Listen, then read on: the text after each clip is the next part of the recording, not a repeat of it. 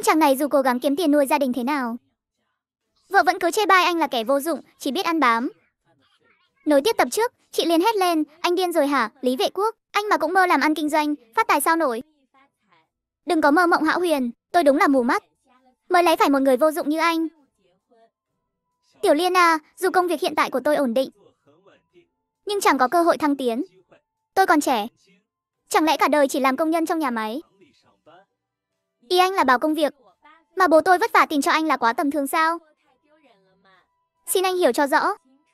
Nếu không có bố tôi, anh còn chẳng có nổi công việc này. Anh có tư cách gì mà chê bai? Rõ là một kẻ vô dụng chỉ biết ăn bám. Chị Trịnh Tiểu Liên tức giận cầm cuốn sách ném thẳng vào đầu anh Lý Vệ Quốc. Cốc sách ngay lập tức làm trán anh Vệ Quốc bầm tím. Tiểu Liên, nghe tôi nói đã. Hồng Nghị và Kiến Thiết học cao hơn tôi. Họ có tầm nhìn xa, chắc chắn sẽ làm nên chuyện lớn với vụ kinh doanh này. Dù sao cũng chỉ cần 5 vạn thôi. Tiền tiết kiệm của chúng ta chắc chắn đủ mà. Nếu họ có tầm nhìn thật, thì đã thành triệu phú từ lâu rồi. Còn đợi đến bây giờ sao? Tôi nói cho anh biết, Lý Vệ Quốc, con người phải biết tự lượng sức mình. Anh cả đời chỉ là kẻ nghèo khó. Đừng mơ tưởng viển vông nữa. Với lại, anh nghĩ bạn anh ngốc lắm mà. Nếu họ thật sự kiếm được tiền, sao lại để anh góp vốn? Anh có là gì đâu.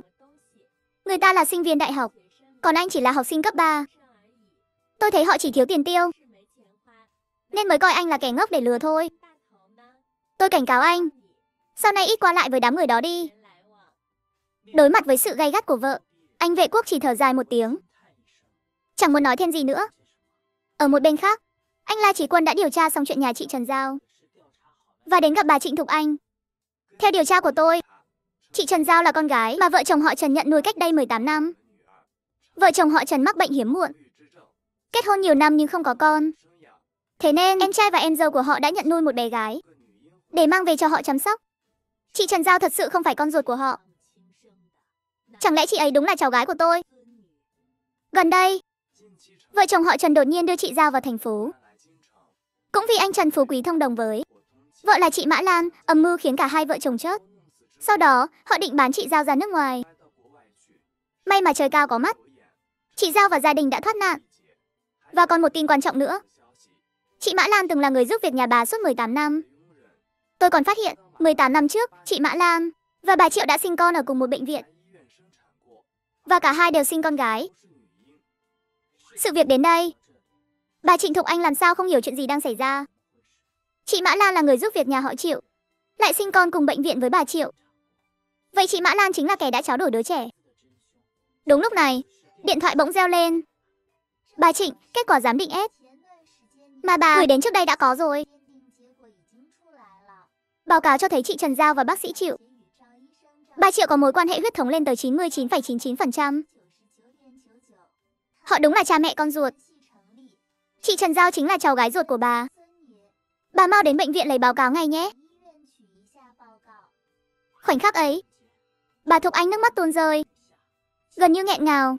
Sau khi cúp máy, bà Thục Anh nhìn anh Chí Quân. Chí Quân, kết quả giám định S đã có. Trần Giao là cháu gái tôi, là cháu gái ruột của tôi. Vậy là chị Mã Lan đã tráo đổi chị Giao, gây ra tình cảnh hôm nay. Con cô gái đang ở nhà bà bây giờ rất có thể là con gái của chị Mã Lan. Anh nói đúng lắm. Thưa bà, vì thân phận của chị Giao đã rõ ràng, bây giờ quan trọng nhất là đón chị ấy về, rồi trước mặt mọi người làm rõ chuyện này, để kẻ sai trái chịu hình phạt. Nửa tiếng sau, bà Thục Anh đến sân nhà họ Trần. Nhìn thấy cháu gái ruột của mình, bà cố kìm nén cảm xúc, nhẹ nhàng nói, à Giao à, đây là bà nội của con, anh Giao ơi. Bà đến tìm con vì có chuyện muốn nói. Con có thể theo bà về nhà một chuyến không? Được thôi, đến nhà họ Triệu. Vừa bước vào phòng khách, Triệu Nham nhìn thấy anh Giao, lập tức giận dữ, mẹ gọi chúng con vội vã từ ngoài về để làm gì vậy? Mẹ có chuyện quan trọng muốn nói gì đây? Hai đứa nghe kỹ đây. A Giao mới là con gái ruột của hai đứa, là cháu gái duy nhất của nhà họ Triệu chúng ta. Còn cô gái mà hai đứa cưng chiều bao năm nay chỉ là một kẻ giả mạo, chiếm chỗ của người khác. Cô ta là con gái ruột của chị Mã Lan, người giúp việc nhà mình. Lời bà Thục Anh vừa nói ra, cả căn phòng lặng như tờ. Anh Triệu Sinh và chị Lý Hoa trợn tròn mắt kinh ngạc, gần như không tin nổi. Bà nội, con biết bà từ trước đến nay không thích con, luôn thấy con không vừa mắt. Nhưng dù bà không ưa con, cũng không cần bịa ra lý do vụng về thế này chứ. Con là đứa con mà mẹ mang thai 10 tháng, vất vả sinh ra. Sao bà lại nói con không phải con ruột của mẹ? Ha ha ha. Đúng thế, mẹ ơi, dù mẹ không thích Nghiêm Nghiêm, nhưng cũng không nên nói những lời như vậy. Mẹ, trò đùa này của mẹ hơi quá rồi đấy.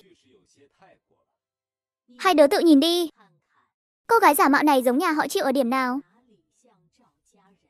Rồi nhìn anh Giao xem. Hai đứa bị mù mắt rồi à? Bà nội, chẳng lẽ cháu gái ruột như con, trong lòng bà thật sự không bằng một người ngoài sao? Dù có giống đi nữa, cũng không thể nói cô ấy là người nhà họ Triệu được. Nghiêm Nghiêm là con gái mà con mang thai 10 tháng sinh ra. Chẳng lẽ con không nhận ra con gái mình sao? Bà Thục Anh chẳng muốn nói nhiều thêm, ném tờ giám định S qua. Mắt mù, đồ ngốc, tự nhìn đi. Khi anh Triệu Sinh nhìn thấy kết quả giám định S, đôi tay anh run rẩy, mắt lập tức đỏ hoe. Hóa ra anh Giao thật sự là con gái mình. Chị Lý Hoa đứng bên cạnh cũng sững sờ, sắc mặt thay đổi ngay tức khắc, vừa ngạc nhiên, vừa áy náy, và cũng khó tin. Vài giây sau, chị lao tới ôm chặt anh Giao. À Giao, con gái của mẹ. Mẹ xin lỗi, mẹ thật sự xin lỗi con. À Giao, bố đã hồ đồ quá. Bố xin lỗi con. Anh Giao chỉ đứng đó, trên khuôn mặt chẳng rõ là cảm xúc gì. Triệu Nghiêm cố kìm nén nỗi đau trong lòng, nước mắt đầm đìa, ngẩng lên nhìn anh Triệu Sinh và chị Lý Hoa, nói với vẻ đáng thương. Bố mẹ không cần con nữa sao? Câu bố mẹ không cần con nữa sao? Này! Khiến tim anh Triệu Sinh và chị Lý Hoa như vỡ vụn. Nghiêm Nghiêm, đừng nói thế. Sau này con và anh Giao đều là con gái yêu của bố mẹ. Triệu Nghiêm bật khóc nức nở, ôm chặt chị Lý Hoa, nghẹn ngào. Con cứ nghĩ bố mẹ không cần con nữa. Triệu Sinh, Lý Hoa, nếu hai đứa còn chút lương tâm, thì lập tức đuổi cô gái giả mạo này ra khỏi nhà ngay. Cô ta không xứng sống trong nhà họ Triệu. Nghiêm Nghiêm chỉ là một đứa trẻ. Mẹ đừng nói cô bé như thế. Con biết con đã có lỗi với anh Giao. Sau này con sẽ bù đắp cho anh Giao. Xin mẹ đừng đuổi Nghiêm Nghiêm đi, được không?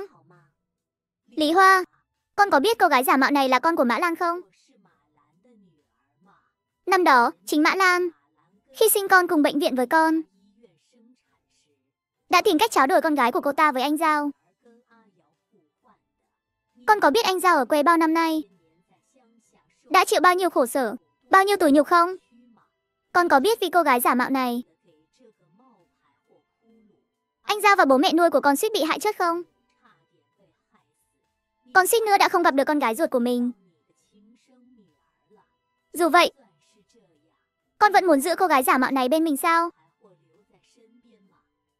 Mẹ, con biết anh Giao đã chịu nhiều khổ cực.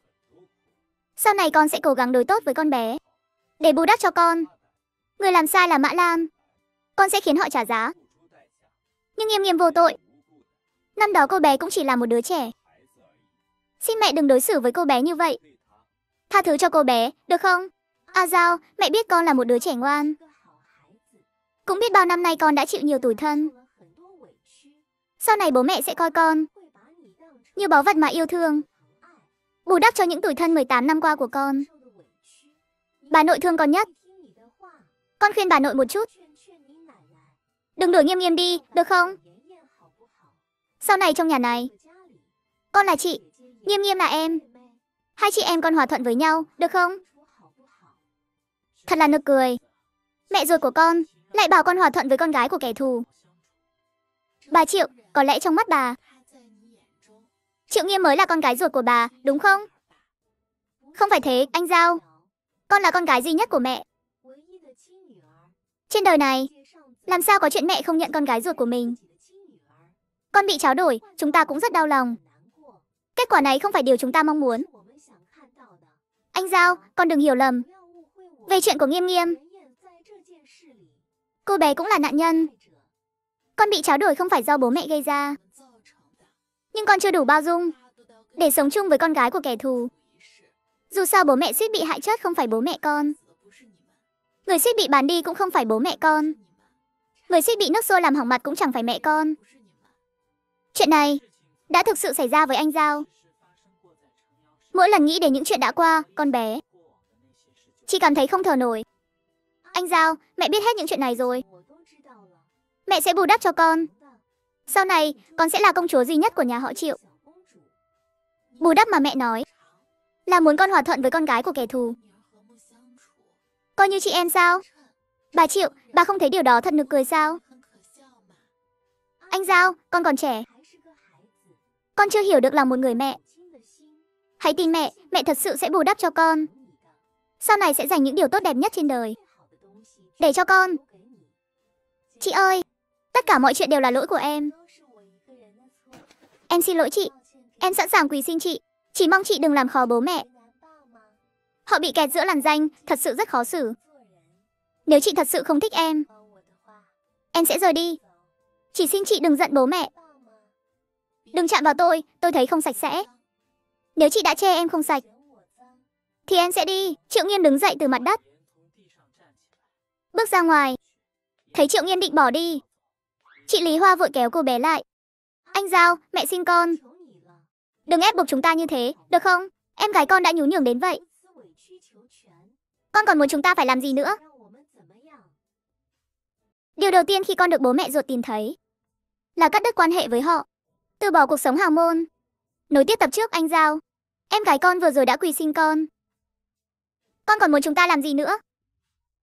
Chẳng muốn gì cả. Chỉ muốn cắt đứt quan hệ với bố mẹ. Con là con gái mà mẹ mang thai 10 tháng sinh ra. Bây giờ khó khăn lắm mới tìm được con. Mẹ không cho phép con cắt đứt quan hệ với mẹ. Anh Giao, dù bố có ngàn sai vạn lỗi, nhưng tình yêu của bố và mẹ dành cho con mãi mãi không bao giờ thay đổi. Chúng ta cưng chiều Nghiêm Nghiêm vì không biết sự thật. Không biết cô bé bị tráo đổi. Đều là lỗi của bố mẹ. Bố mẹ không nên chiếm lấy tình yêu 18 năm của chị. Càng không nên ở lại nhà này không chịu đi. Chị, bây giờ em nhường bố mẹ lại cho chị. Hy vọng sau này chị sẽ hiếu thảo với họ. Nói đến cuối, Triệu Nghiêm lau khô nước mắt trên mặt. Nhìn anh Triệu Sinh và chị Lý Hoa, nở nụ cười. Bố mẹ, hai người giữ gìn sức khỏe nhé. Kiếp sau con vẫn muốn làm con gái của bố mẹ. Làm con gái ruột của bố mẹ. Ngay lúc này, Triệu Nghiêm đột nhiên bước nhanh hơn, chạy về phía cột trong nhà. Anh Triệu Sinh và chị Lý Hoa lúc này mới nhận ra lời vừa rồi của Triệu Nghiêm là để lại di ngôn.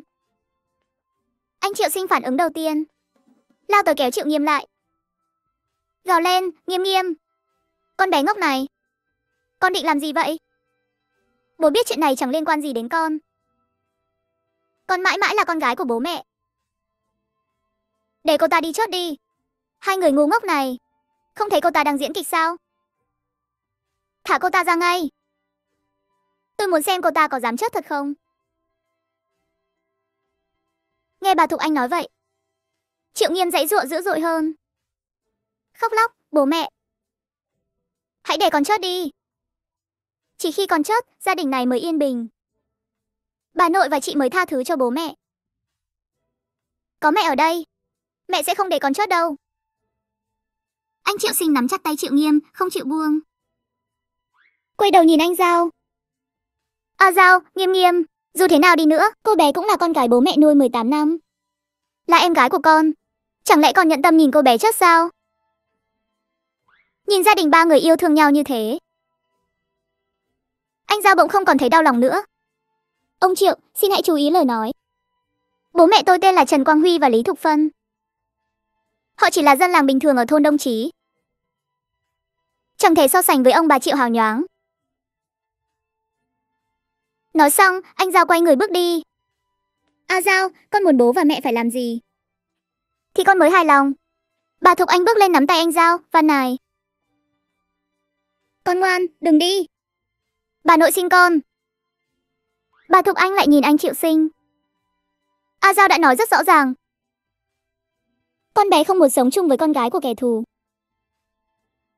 Con lập tức đuổi cô gái giả mạo này ra khỏi nhà ngay. Xin lỗi mẹ. Nghiêm Nghiêm cũng là con gái của con không làm được. Nói đến đây, anh Triệu Sinh nhìn anh Giao. A Giao, nếu con không muốn sống chung với Nghiêm Nghiêm, thì bố sẽ cho con một khoản tiền, con ra ngoài ở tạm. Sau này, bất cứ khi nào muốn về, con có thể quay lại bất cứ lúc nào. Bố cho con 500 vạn tiền mặt, coi như bố và mẹ bù đắp cho con 3 năm qua. Ở thời kỳ lương tháng bình quân chỉ 1.000 đồng. 500 vạn đã là một khoản tiền khổng lồ. Nhưng trên mặt anh Giao chỉ có vẻ bình thản. Ngày mai con sẽ nhờ người đến tìm bố để làm thủ tục hộ khẩu. Con là máu mủ nhà họ Triệu, đương nhiên phải mang họ Triệu. Mang họ Triệu, vậy con nghĩ con nên gọi tên gì thì hợp? Triệu Nghiêm sao? Con không thể trùng tên với Nghiêm Nghiêm được. Chuyện tên gọi để mai nói tiếp. Con cứ nhận tiền trước đi. À, bố nghe nói con muốn kinh doanh thời trang. Con còn trẻ, lại chẳng có mối quan hệ nào. Muốn tự mình làm tốt ngành thời trang ở Kinh Thành. Không đơn giản như con tưởng đâu. May thay, bố quen vài người lớn trong ngành. Còn biết mấy nhà thiết kế du học về. Vài ngày nữa, bố sẽ đích thân tìm họ. Nhờ họ dẫn dắt con vài ngày. Dạy con những kiến thức mà trước đây con chưa từng được học. Anh Giao xuất thân bình thường. Nhưng mối quan hệ của nhà họ Triệu là điều con cả đời mơ ước, nhưng chẳng bao giờ chạm tới được. Anh Triệu Sinh cũng muốn qua những việc này nói với con gái. Rằng có bố mẹ ruột như họ. Đối với anh Giao hiện tại, chỉ có lợi, chẳng có hại, chỉ có những lợi ích vô tận. Tiền bạc và quyền lực đúng là thứ tốt. Nhưng ông Triệu hãy nhớ, những thứ đó sau này tôi sẽ tự mình đạt được. Tôi không cần sự thương hại của ông, càng không thèm cái gọi là sự giúp đỡ của các người. Anh Giao ném số tiền thẳng lên không trung. Những tờ tiền lập tức bay lượn khắp nơi, như cơn mưa giấy rơi xuống. Ông Triệu, bà Triệu, xin hãy ghi nhớ, tôi, Trần Giao, chỉ có một người cha, một người mẹ. Đó là ông Trần Quang Huy, dân làm bình thường ở thôn Đông Chí. Và bà Lý Thục Phân. Từ nay về sau, tôi không còn bất kỳ liên quan gì đến nhà họ Triệu. Nhìn bóng lưng anh Giao rời đi, anh Triệu Sinh và chị Lý Hoa chẳng ai buông tay. Để Triệu Nghiêm đuổi theo anh Giao. Bà Thục Anh tức đến mức không chịu nổi, vội vàng chạy tới ôm chặt anh Giao. Nghẹn ngào hét lên, à Giao, con ngoan, đừng đi. Đừng rời xa bà nội, được không? Bà là một người bà tốt. Con biết tất cả chuyện này chẳng liên quan gì đến bà. Nhưng đáng tiếc, con và bà không có duyên. Xin lỗi bà Thục Anh sững sờ tại chỗ. Bà biết mọi chuyện đã không thể cứu vãn. Đừng nói là anh Giao. Nếu đổi lại là bà, có bố mẹ như anh Triệu Sinh và chị Lý Hoa, bà cũng chẳng thể tha thứ. Sau khi anh Giao rời đi, chị Lý Hoa và anh Triệu Sinh vẫn an ủi Triệu Nghiêm. Đang khóc lóc đau lòng, bố mẹ, con không phải đứa con ngoan. Con đã khiến bố mẹ cãi nhau với chị.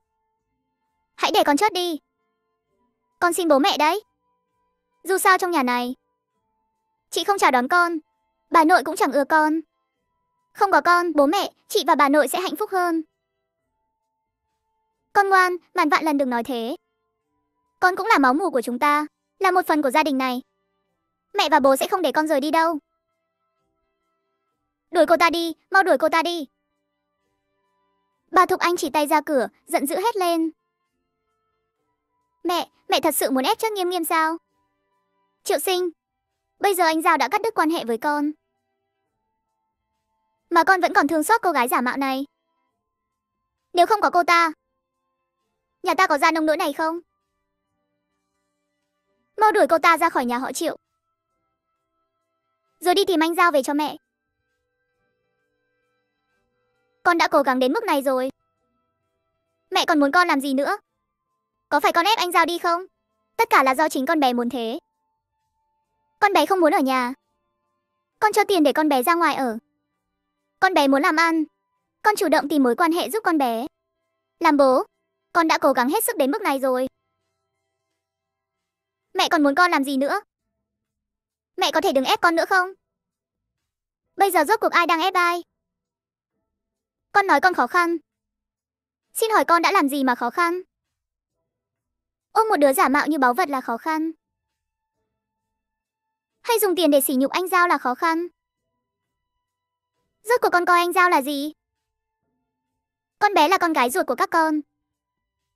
Vậy mà con dám dùng tiền đuổi con bé ra ngoài ở. Có phải con ép con bé ra ngoài ở không? Có phải con đuổi con bé đi không? Là chính con bé không muốn ở lại nhà. Chuyện này mẹ đừng xen vào nữa. Con bé sẽ hối hận. Rồi sẽ quay về tìm chúng ta. Mẹ, con biết mẹ từ trước đến nay không thích Nghiêm Nghiêm. Bây giờ biết Nghiêm không có huyết thống với chúng ta. Mẹ càng không ưa cô bé.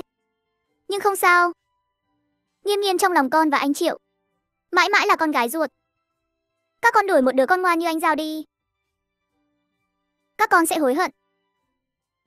Nói cho rõ ràng trước. Không phải chúng con đuổi con bé đi. Là chính con bé muốn đi. Bà Thục Anh chẳng muốn phí lời với những người này nữa. Quay người bước lên lầu. Mẹ. Hay là mẹ đi tìm chị về đi. Con sẽ rời đi là được. Yên tâm, sớm muộn gì con bé cũng sẽ khóc lóc quay về xin chúng ta tha thứ. 10 phút sau, bà Thục Anh xách vali bước ra. Mẹ. Mẹ định đi đâu vậy? Các con chẳng phải không cần anh Giao sao? Vậy thì tôi cũng chẳng cần hai đứa các con, thật khiến tôi thất vọng. Từ hôm nay, tôi cũng sẽ cắt đứt quan hệ mẹ con với các con. Lời này của bà Thục Anh không phải nói đùa. Bà không thể chịu nổi con trai và con dâu hồ đồ như vậy. Càng không thể chấp nhận sống chung với một kẻ giả mạo.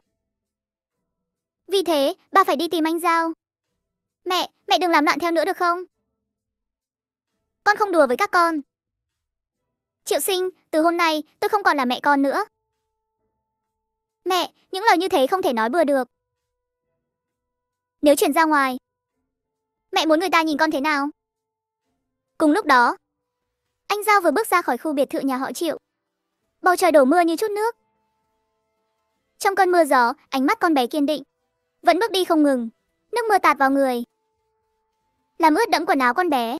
Đúng lúc này, một chiếc ống bỗng xuất hiện trên đầu con bé, che chắn những giọt mưa lạnh buốt. Là anh Toàn Cửu Nghiêm. Anh không hỏi gì cả, chỉ lặng lẽ lên tiếng. À Giao, anh đưa em về nhé. Anh Giao không ngờ anh Toàn Cửu Nghiêm lại xuất hiện bất ngờ. Nhìn anh, khẽ gật đầu, rồi bước theo anh. Khoảng 20 phút sau, xe của anh Toàn Cửu Nghiêm dừng lại ở đầu ngõ.